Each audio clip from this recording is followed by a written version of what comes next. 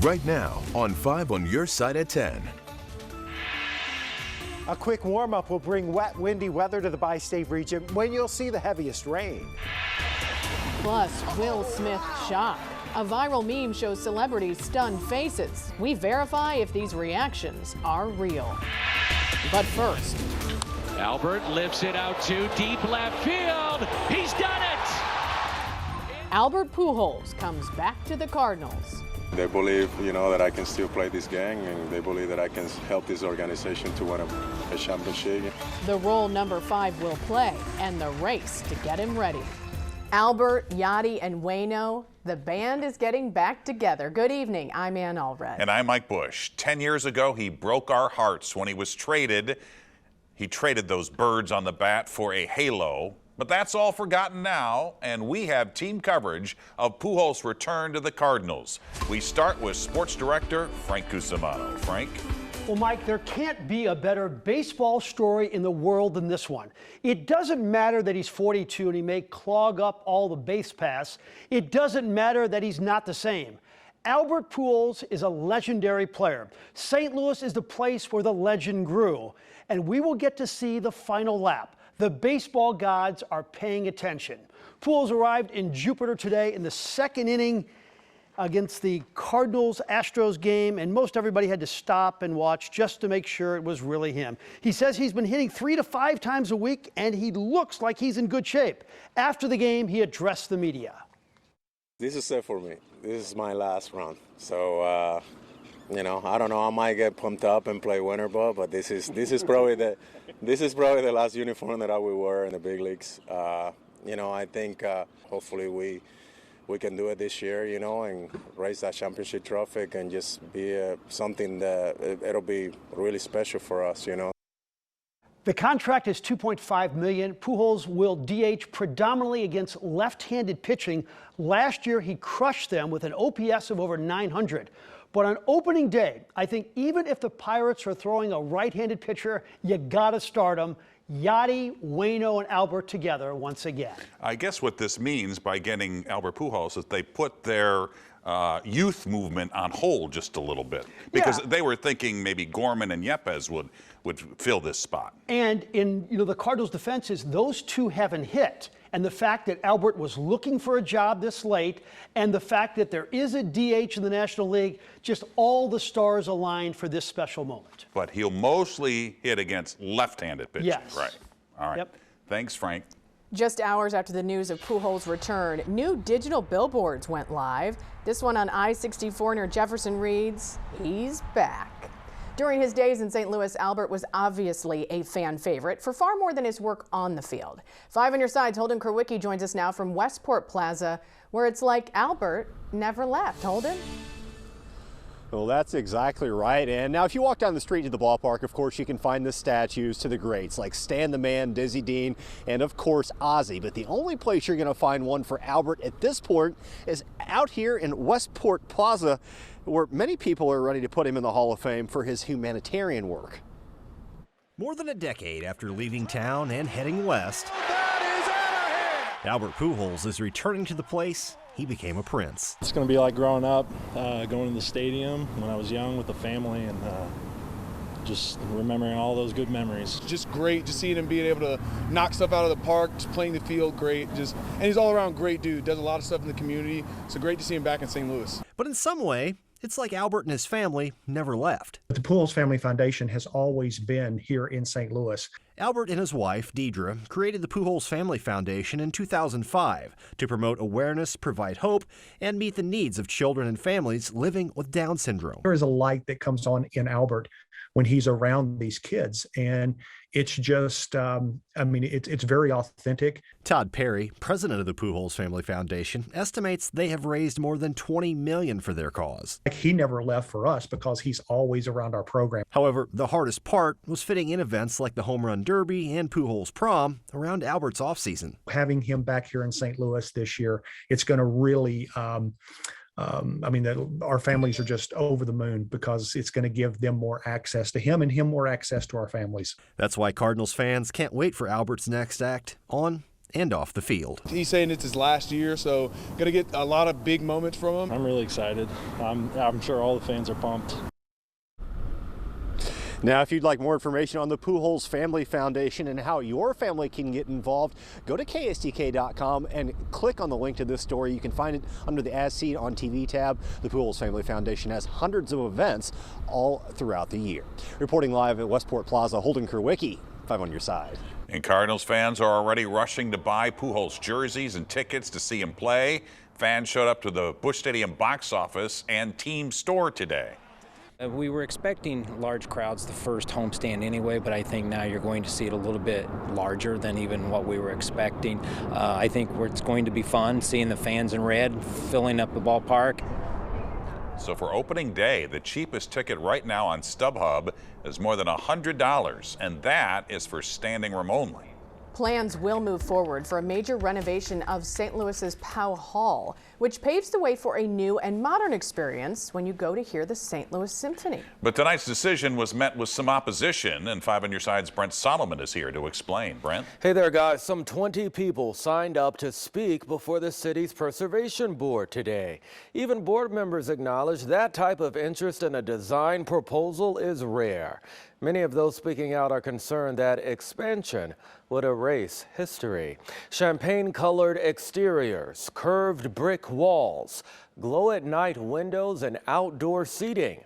That's what an expansion of Powell Hall would bring to Grand Center, adding to the home of the St. Louis Symphony. The $100 million renovation project would give Powell Hall a larger lobby and a brand new seating area when you go to hear the symphony. Today we heard from both sides, those who are excited about the plan and others who say although they love and support the symphony, they don't want to see the nearby historic Culver House, which was built in the 1800s, destroyed for the sake of expansion. Because great cities do not always do what's easiest. They do not just decimate the urban landscape because a building may be inconvenient. I really do think that there needs to be some more thought put into this. And at the very least, every effort should be made to move the building and preserve it intact. I think the design here is elegant, it's graceful, and it's a great complement to the rich original architecture of Powell without competing with it. It also reflects our future combined with our past. All right, so the last person you just heard from, Steve Smith, is an architect who says he would donate land if the symphony could find a way to move the historic home so that the expansion project can happen. Tonight, the board voted 3-2 to move forward. Now, the Preservation Board said today this move grants preliminary approval to proceed, but final plans would have to be later reviewed by the Cultural Resources Office, which works to preserve the city's history. Mike. Brent, thanks. A Sullivan woman is charged in the January 6th U.S. Capitol riot and now is charged in a deadly drunk driving crash. The crash happened in January on Interstate 44 in Franklin County. Troopers say Emily Hernandez was going the wrong way when she hit another car. Victoria Wilson died. Hernandez is due in court next month for her involvement in the Capitol riot. Loved ones held a vigil for the St. Louis teenager who died after falling from an amusement park ride in Orlando last week. Pepper Baker joins us now with more on how the family is demanding action. Pepper? And that's right. Tyree Sampson fell to his death from a 430-foot-tall free fall ride at Icon Park last Thursday. His family and even complete strangers are mourning his loss and demanding for the ride to be shut down. Take this down! Take this down!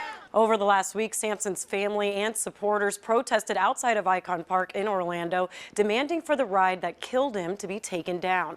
People have been paying their respects and dropping off items at a memorial set up near the ride. His cousin, Shay Johnson, started a petition to make sure that this doesn't happen to anyone else. Sampson was visiting Orlando from St. Louis last week. Johnson said she spoke to him shortly before he died. He really wanted to ride the swing, and they told him that he was too big. Then he said he went to the slingshot. They told him he was too big for that. But y'all did not let him get on those two, but y'all let him get on that one, being overweighted. Johnson said Sampson was a football player who made good grades. His family wants people to remember his big smile and how he had a bright future. The free fall ride opened last December. It's closed until further notice while the investigation continues. Ann? Some Catholic high school students used their unexpected day off to rally for their teachers. Classes were canceled today at Bishop DeBerg, Rosati Kane, and St. Mary's high schools because of staffing shortages. It comes as the teachers union works without a contract. This morning, several students dressed in their uniforms took signs to the Cathedral Basilica to urge the diocese to reach an agreement. The students say they're worried they'll lose some of the teachers they love. I love my teachers and I don't want them to leave. I think the Archdiocese should pay attention to what we're doing because it's important. I was really, really impressed with the amount of energy and support that we were receiving, not only from students, but alum and parents. The teacher's contract expired March 4th. Members voted down an offer they say would have raised starting salaries, but decreased salaries for more experienced teachers. The Archdiocese of St. Louis says it is working on a statement. It's the end of an era in St. Louis broadcasting. After 34 years at KMOX Radio, Charlie Brennan announced his retirement this morning. He spent most of his career working the mid-morning shift and has always used his voice to make St. Louis a better place to live. He helped raise thousands for charities over the years. We talked tonight. What do you think you'll miss most? What I'm going to miss the most are the people at KMOX and the people I come in contact with through the radio program, whether that's the listeners, the people I interview on the local level, occasional celebrity newsmaker or author. I'm going to miss that a lot. His last day is May 12th, and before then, we'll talk more about how he's planning to make a difference in retirement. A jaw-dropping moment at the Oscars. But was this the reaction of the A-list celebrities when Will Smith smacked Chris Rock on stage? We verify. Help wanted, just days before opening day. The big bucks you can make at the ballpark. Another chilly morning Tuesday, but warmer weather will pay us a brief visit this week. The timing on the midweek changes that are coming our way. At least 3 people are dead following massive, deadly pileup on a snowy Pennsylvania highway. Police say visibility was near zero. At least 50 cars and trucks smashed into each other, causing a large fire. Dozens of people were taken to the hospital. Senator Josh Hawley of Missouri is pushing back on calls for Justice Clarence Thomas to recuse himself from cases surrounding the January 6th Capitol riots. Text messages reveal Ginny Thomas urged former White House Chief of Staff Mark Meadows to help overturn the results of the 2020 election. She's a private individual. He's a justice on the U.S. Supreme Court. But I think this idea that he is somehow automatically responsible for everything she says, I think the misogyny there is pretty apparent. Senator Dick Durbin of Illinois, who chairs the Senate Judiciary Committee, is among those calling on Justice Thomas to recuse himself. I'm co-sponsor of the ethics bill for the Supreme Court. I believe in avoiding conflicts of interest as bottom line, but I'm going to be singularly focused on this nominee. Senator Durbin was referring to the confirmation of Supreme Court Justice Ketanji Brown Jackson, Supreme Court Justice nominee. Neither the Thomases nor Mark Meadows have responded to requests for comment. It was the jaw-dropping moment of last night's Oscars when Will Smith walked up on stage and slapped comedian Chris Rock across the face. Now the Academy of Motion Picture Arts and Sciences is condemning Smith's actions. The Academy says it has started a formal review and will explore further action and consequences. Smith apologized to the Academy and the audience during his Best Actor acceptance speech. Now he's apologizing to Chris Rock on Instagram. Smith says he was emotional, but admitted he was out of line. Rock has said he won't press charges. The moment caught everyone by surprise, and our Verified team took a closer look at a viral meme showing shocked movie stars in the audience. Here's Adiane Till. Oh, wow. Wow. Will Smith just smacked the out of me. The slap heard round the world. On Sunday night at the 94th Academy Awards, Will Smith got on stage and slapped Chris Rock after the comedian made a joke about Smith's wife, Jada Pinkett Smith. The dramatic moment drew a slew of reactions in the Dolby Theater and across social media. One tweet with over 78,000 retweets claims to show celebrities who were at the Oscars reacting to the slap. But is that accurate? Let's verify. These are our sources. Using TinEye, a reverse image search tool, Verify confirmed that the pictures in the viral meme date back to 2017. The meme is a compilation of reactions from celebrities at the Oscars, but they're reacting to the Best Picture mix-up of 2017, when La La Land was incorrectly announced as winner instead of Moonlight, not the slap. Verify reached out to the Twitter account that posted the meme after this year's Oscars. In a statement to Verify, the account holder said, quote, "Never did I expect the tweet to take off or think the joke would be taken as fact," unquote. So we can verify, no. This meme does not show celebrities who were at the Oscars reacting to when Will Smith slapped Chris Rock. With your Verify, I'm Ariande Till. What can we verify for you? Text the word verify to 314-425-5355 on how to submit your question. We're 10 days away until the Cardinals home opener, and the team still has a few spots on its off-the-field roster to fill. Busch Stadium is holding another job fair tomorrow. They're still looking to hire ushers, concession and retail workers.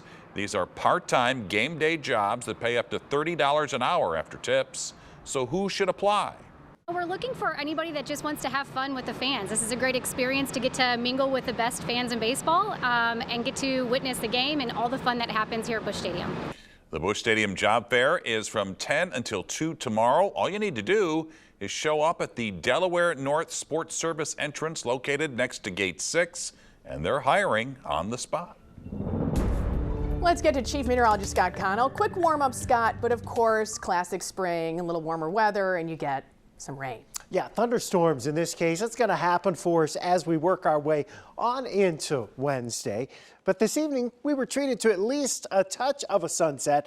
Kind of depended on where you were across the area. Some of us stuck with the clouds much of the day. Others had a bit of sunshine.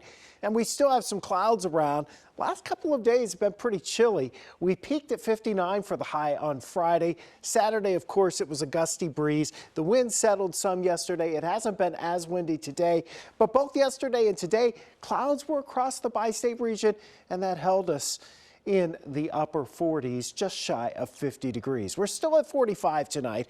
The wind out of the east at 10 miles per hour. 36 was our low this morning. No rainfall today. Most of tomorrow is on the dry side. The warmer weather is out to our west. It's trying to get back in here, and that process is helping to create some clouds, and tomorrow may kick off a sprinkle or a light shower. Upper 30s to around 40 tonight with that breeze staying up. Now, the big changes really happen as we head into Wednesday, and it's courtesy of this system that's bringing some rain, some of it heavy, onshore into California, spreading it into the Intermountain region. This is great news for the folks out here. They're in a major drought. They need every drop of rain they can get. But that's also a very energetic system that's going to be heading our way. And that transition is going to give us at least a chance for tomorrow of a shower or sprinkle. Not much in the way of rain tomorrow, but there will be plenty of clouds. Heading into tomorrow night, the severe weather threats well to our west. As we go towards Wednesday morning, temperatures actually increase overnight. Most of Tuesday night into early Wednesday is dry, but then there'll be a line of showers and thunderstorms, some of which will have downpours with them. And the overall wind field with this, there's a lot of wind outside and away from any showers and thunderstorms. So with that being said, this line of thunderstorms could certainly tap into some of those higher level, stronger winds and drag it down to the ground and give us some 40, 45, 50 mile per hour wind gusts. So while there's not a great risk of widespread severe weather, one or two of those thunderstorms, especially south and east of St. Louis, could be a little more intense. The actual front will come through as we head into the evening. Now, if you're traveling south and southeast of St. Louis, heading down towards Memphis, heading west of Nashville, down towards a good chunk of Mississippi, Alabama, and Louisiana. That's where on Wednesday the greatest threat of severe weather will be. Now, we mentioned downpours. You're looking at a good inch of rain for most spots. Some of us will get a little more. A few of us might get a little less. But the bottom line is this is going to be a big weather system. Decent rains, strong gusty winds, and yes, some rumbles of thunder. And we're near 70 on Wednesday before the bottom drops out again. Thursday, colder. It'll be windy. There might be a few sprinkles, but not a lot of rain. We're only at 48 degrees on Thursday. Friday and Saturday, temperatures are in the 50s, still below average. Saturday, let's call it a 50-50 weekend. Saturday, you'll have the chance of rain, and then on Sunday, it should be mainly dry, but temperatures stay just a little below average through the weekend. It's been typical. All right, Scott, thank you. Frank is here with sports. Well, Mike, the Blues got to win a game tonight. Tonight, the Canucks were in town. Whitey Herzog has an idea for Albert's role this season, and SLU got some great basketball news today.